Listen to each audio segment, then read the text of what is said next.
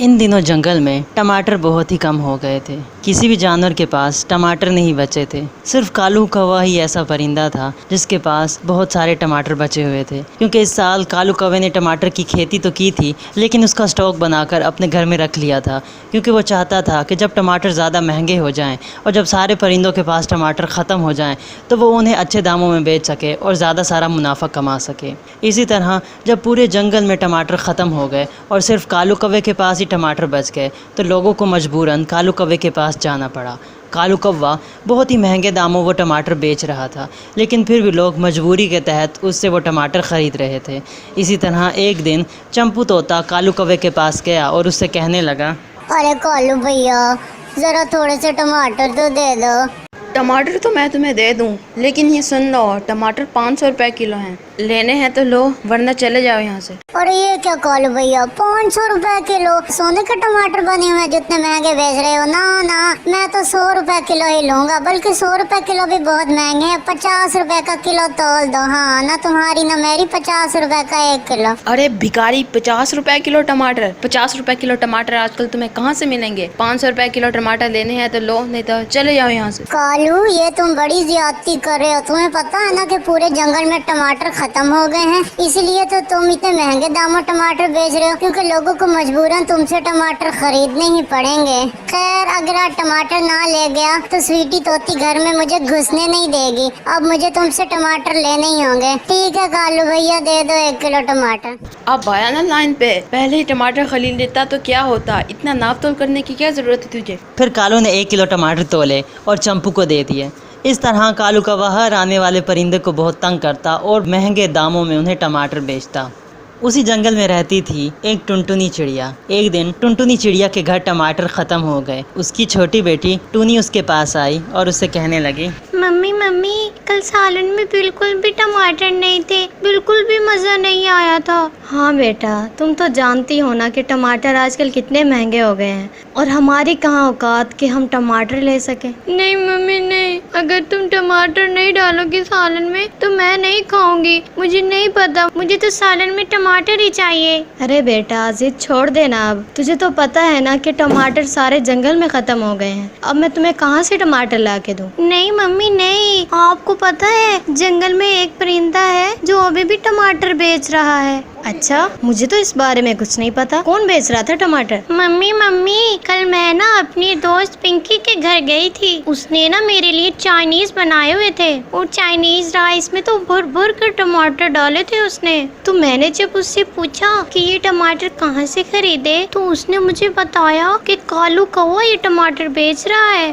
और वो लोग वहीं से ये टमाटर लेके आए हैं। मम्मी मुझे नहीं पता, मुझे भी वहीं से टमाटर लेके दो। मम्मी, एक तो आप रोज दाल सब्जी बना देती हो और फिर बीच में टमाटर भी नहीं डालती आप। खाने का तो सारा मज़ा ही खराब हो जाता है। बस आज मुझे टमाटर चाहिए तो चाहिए। ठीक है बेटा, मैं कालू कौवे के पास जाती हूँ। अगर उसने मुझे सही दाम में टमाटर दे दिए तो फिर मैं ले आऊँगी, वरना फिर देखेंगे क्या करना है। ऐसा कहकर टुनटुनी चिड़िया वहाँ से सीधा कालू कौवे के पास चली गई। उस वक्त कालू कौवा टमाटर ही बेच रहा था। टुनटुनी ने जब वहाँ टमाटर देखे वो बहुत खुश हो गई।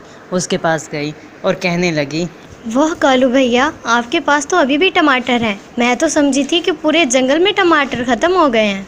अरे मैं कोई आम सा परिंदा हूँ? तुम्हें नहीं पता मैं जंगल का सबसे होशियार परिंदा हूँ, इसलिए तो मेरे पास अभी भी टमाटर बचे हुए हैं। और ये घूम फिरा के बातें ना करो और सीधी तरह बताओ कितने के टमाटर चाहिए। कालू भैया, मेरे पास तो सिर्फ 50 रुपए हैं। इन 50 रुपए में जितने किलो टमाटर आते हैं मुझे दे दो। ए बेवकूफ चिड़िया, 50 का भी कोई टमाटर आता है? 500 रुपए का 1 किलो टमाटर है और तुम कह रही हो 50 के जितने किलो टमाटर देने हैं दे दो। पहले पूछती रहती कि कितने रुपए किलो है टमाटर। तुम्हारी औकात नहीं थी तो क्यों लेने आई हो टमाटर? कालू भैया, मुझे नहीं पता था कि आप इतने महंगे दामों में टमाटर बेच रहे हो, और वैसे भी आप तो जानते हो ना कि मैं कितनी गरीब हूँ। 500 तो मेरे महीने की कमाई नहीं है, और अगर मैं टमाटर ही ले लूँ तो मैं घर का खर्च कैसे चलाऊंगी? और ये 50 रुपए तो मैंने टोनी के दाखिले के लिए बचा के रखे थे।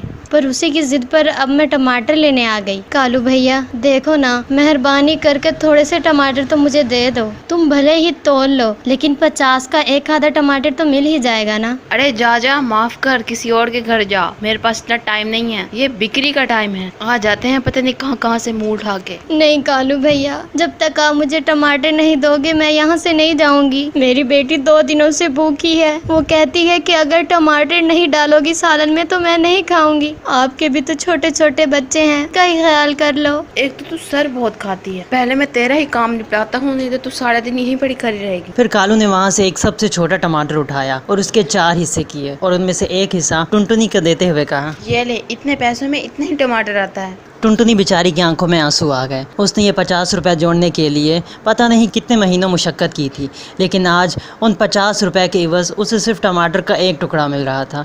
लेकिन उसके दिल में खुशी भी थी कि कम से कम एक वक्त का खाना तो उसकी बेटी शौक से खाएगी।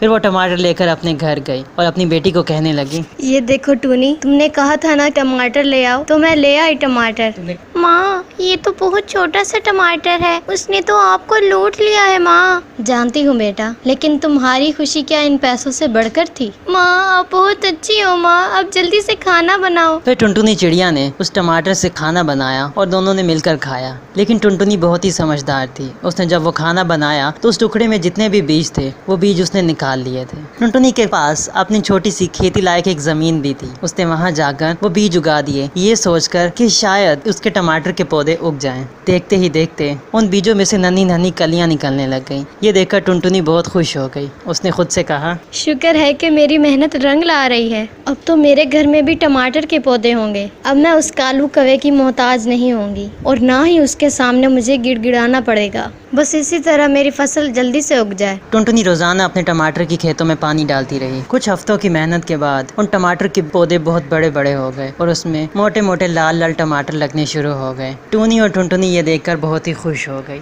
अब उनके पास इतने टमाटर आ गए थे कि ना सिर्फ वो खुद उन्हें इस्तेमाल कर सकें, पर वो जंगल के दूसरे जानवरों और परिंदों को भी ये टमाटर बेच सकते थे।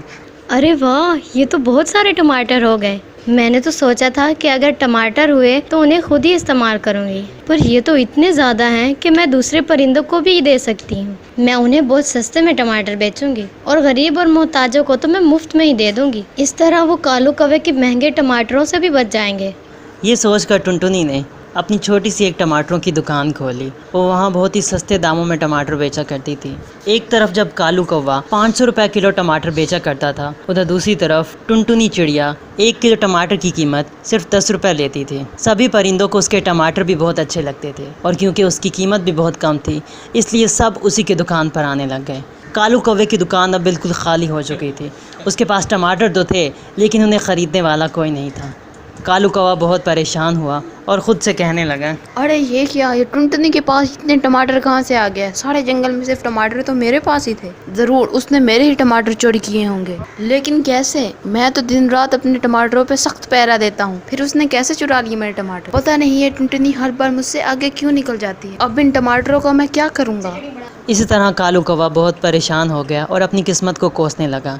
उसके पास टमाटर तो थे, लेकिन ग्राहक नहीं थे और इस तरह जब दिन गुजरते गए तो उसके टमाटर गल सड़ गए। इस तरह कालू कौवे को बहुत सा नुकसान हो गया और उसने जो पैसे बचा कर रखे थे उन सबको भी दीमक खा गई और कालू कौवे के पास कुछ न बचा। अब उसके पास सिर्फ अपने खाली पंख ही थे।